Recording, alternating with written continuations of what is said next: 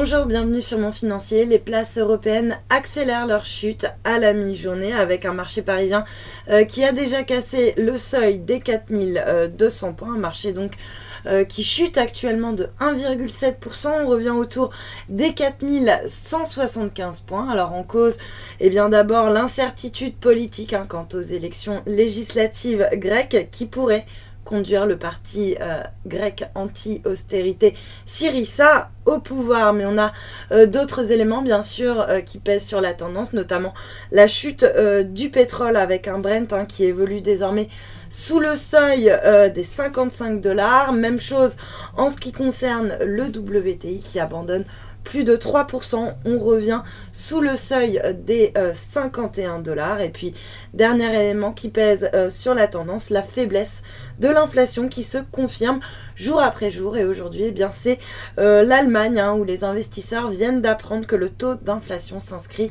à seulement 0,1% sur un an en décembre. Alors de quoi fragiliser bien sûr un petit peu plus les anticipations d'inflation de la BCE, ce qui devrait inciter en toute logique la Banque Centrale Européenne à lancer son propre QE européen, puisque les dernières mesures qui ont été annoncées ne semblent pas suffisantes pour essayer de redonner un petit coup de pouce donc à l'indice des prix dans l'union monétaire. Du côté des valeurs maintenant, c'est Airbus qui signe la meilleure performance sur le CAC avec un gain de 3% à 42,77 €. Airbus qui profite de la baisse de l'euro. Et puis dans le même secteur, on a Safran qui grimpe également de 2,38%, plus très loin des 52 €. À l'inverse, Lanterne Rouge, c'est Total qui chute de 2,8% autour des 41,35 €. Total qui est plombé par les cours de l'or noir qui ne parviennent toujours pas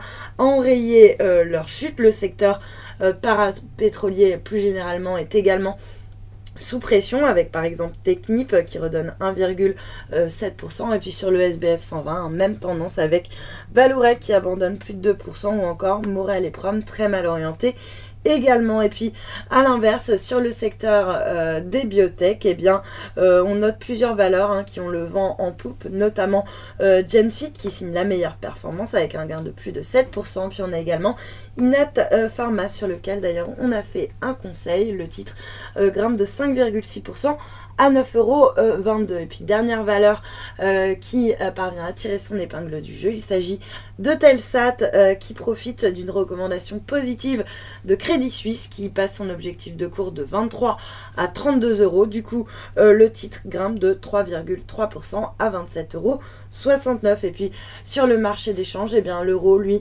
reste en chute libre face au dollar et puis également face au yen. Donc on a une monnaie unique qui perd actuellement 0,6%. On est autour des 1,1920. Alors il s'agit là des plus bas niveaux atteints depuis 9 ans, mai 2006 précisément. Puis à noter que l'euro chute également donc de 1,18% par rapport au yen, autour des 142,90 yens. Et puis même tendance sur le dollar qui accuse le coup par rapport au yen, moins 0,55% à 119,82 yens. Donc face à ce contexte d'aversion au risque, c'est la devise japonaise qui s'apprécie le plus face aux autres devises. Voilà pour ce point marché.